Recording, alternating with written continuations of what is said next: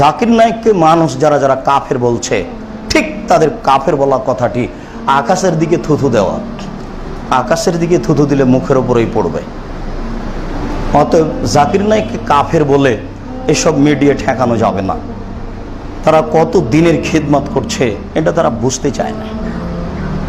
আর একজন বেধর্মী বিদ্বান, আল্লাহর একটা বড় তার প্রতি দয়া অনুগ্রহ যে যে কোনো বিদ্বান তার সামনে দাঁড়ালে এত দলিল পেশ করতে পারেন যে সে বিদ্বান বুদ্ধি হারিয়ে দেয়। তো এরকম একটা সচেতন মানুষ যার খিদমত আল্লাহ কবুল করেছেন, তার খিদমতকে ঠেকানো মানে এটা একটা বোকামি। বোকামি এটা কিছুই নয়। মানুষ মাত্র কোনো জায়গাতে ফতোয়ার সুবিধা অসুবিধা থাকতে পারে। আমরাও টাইকে পছন্দ করি না, উনি বলেন স্যাটেলাইটে আমি যাই, এটা আমি পছন্দ করি এই জন্য যাই। এছাড়া তারা প্রায় সব কথাগুলি একবারে চূড়ান্ত সঠিক শরীয়তের সাথে মিল আছে। আপনারা এইটা মূল্যায়ন করুন।